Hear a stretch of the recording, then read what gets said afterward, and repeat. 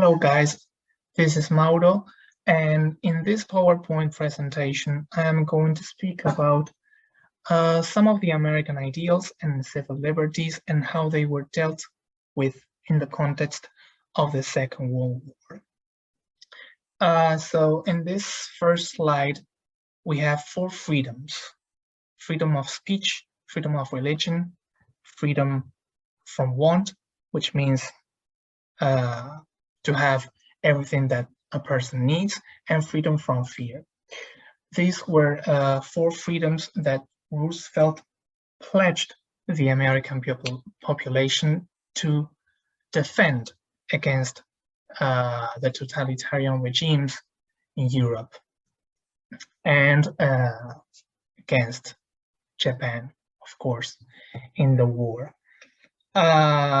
These were the reasons for the American sacrifice during the war, let's say.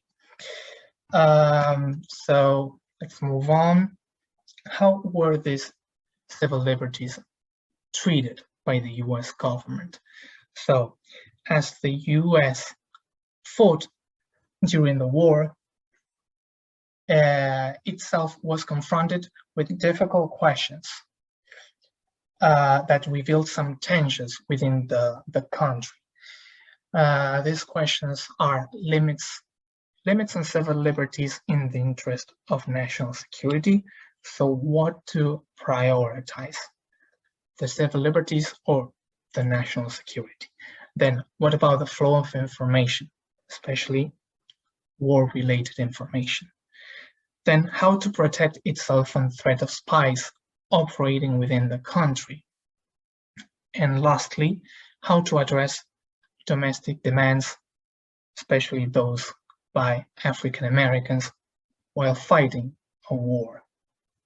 So some of these questions will be dealt in the following slides, but I want to say something about the flow of information. The US government informed its population about the direction of the war, but of course they didn't want to notice or notify them about their military strategy. So censorship was implemented whenever it was needed. And as regards the threat of spies, we have that the government took into custody thousands of Germans and Italians, people of those origins, as suspected spies and potential traitors into enemy camps. So let's see how 3 main groups were dealt with or treated during the war. Let's first focus on the situation of Japanese Americans. So we have that in 1942, President Roosevelt ordered that every person of Japanese American, of Japanese origin or immigrants from Japan were moved to relocation centers. So all these people from Oregon, California, and Washington, the state, the West Coast, the region more close to Japan, were moved. This showed long-standing racism because many people of Japanese origin were very successful businessmen and in the field of agriculture as well. So many Americans of non-Japanese origin supported these methods. How were these camps? Well, terrible. Entire families lived under a single roof with no running water usually, and toilets, dining, and bathing facilities was communal. So there was no privacy at all. Some of them fought these actions in court, but the Supreme Court upheld the government's actions and decisions, so the fight was fruitless. And others, on the other hand, fought for the US in the war, trying to show their loyalty to the United States. Then we have the situation of African Americans during the World War II. Many leaders, African American leaders, made a connection between the doctrines of the Nazis with Jim Crow segregation. They tried to show the similarities between the two systems.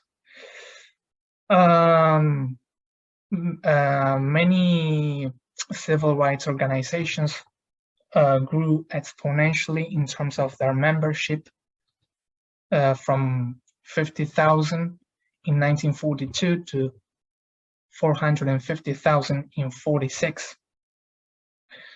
And then we have that the US military remained largely segregated during the war, and many white officials didn't even accept African Americans among their troops. And why did the army remain segregated during the war? Well, the main argument by the government was that they didn't want to desegregate the army because it would lead to more racial violence, because of course many white officials and military men wouldn't accept the desegregation of the war, and they feared rebellion. And then we have that the war itself was a turning point in the fight for African American rights, because many of its soldiers, African Americans of course, claimed full rights of citizenship as a reward, let's say, for their participation in the war. Lastly, we have what America, the United States, did in relation to the situation of the Jews in Europe and the Holocaust. In retrospect, it is seen as a failure because of the government's inaction. For example, many refugees were turned away during the early stages of the war, and the government refused to relax immigration policies. So these 2 points show how many Jews from Europe that tried to escape the Nazis and fascism couldn't find a home in America. These decisions were largely motivated by anti-Semitism, which was also present in the United States. It was not only a thing in Europe. And lastly, that the most important action taken in relation to this situation of the Jews was that in 1944, Roosevelt created the War Refugee Board, which saved 200,000 Jews' lives, but was deemed too little too late. Great, so now it's your turn. We've talked about the tensions between the civil liberties of the different groups and the United States wartime practices. So we have here again the different questions. How would you answer them now?